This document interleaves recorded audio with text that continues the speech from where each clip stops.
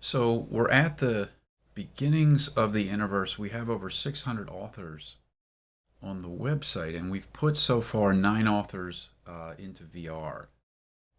Interestingly, we started with Annie Murphy Paul. I don't know her, but she wrote a fabulous book recently about body language and the importance of body language to thought and being immersed with your body in your thoughts, which is exactly what VR. It's so prescient, her work. We're going to go over her work in a separate video.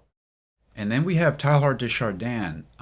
It's amazing to read Chardin in black and white and then come back to him in virtual reality. It's like a totally different. It's like reading Chardin for the first time. That's a separate video. And then one of the most underrated authors, I think, of the last 100 years. She's just about forgotten. Is Evelyn Underhill. Her spirituality is really among the most beautiful kind of visions that I've ever come across. And so we really put some time into bringing her works and her words to life. We have some videos on Evelyn. Then I think you and I discussed in a separate video. We put 5 authors so far into virtual reality from rehab.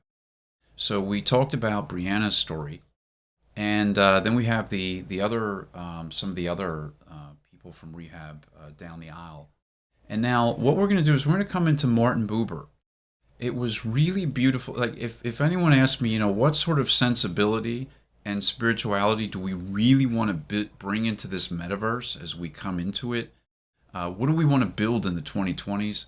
In addition to people like Chardin, Martin Buber's vision of the sorts of relationships and the beauty that we can create, he really resonated. So we want to come into Martin Buber's wellgorithms. And first, we want to take a look at his language. Just some really beautiful language. Divine wine, possibilities playground, unique nest, electricity, growth oath, the between sheen, heavenly pearls, one of my favorites, creativity crystals, kindness kit, deep dialogue, divinity D. You know what? Why don't we start with divinity DNA? And let me, since you're on the other side, see if I can spin around. If you come up a little bit, can you see the divinity DNA? Yes, There you go. right in front of me. Always take a breathe step. There is a light over every person. And when you meet another soul, your lights come together. You discover the divinity in each other.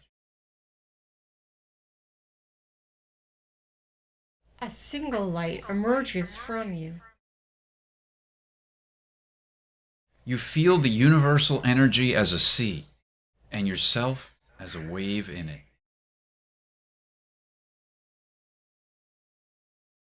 We all wish to be affirmed by others. We wish to have a presence in the being of another soul. Deep inside, we wait for a yes. Which allows us to be. And which can come to us from one soul to another. Divinity, DNA. Val, when I read that last line, I feel you've opened me up and helped me. It's like we guys can get lost in our ideas and we can get wrapped up in abstractions. But I think Buber really realized that to get beyond that is the connection of relationship. And when you get that sort of relationship, there's a real divinity. And I think that we need to rediscover, we need to find a way as we build this metaverse. We call what we're building the innerverse. And as we rebuild this, we need to find a way to rediscover that divinity.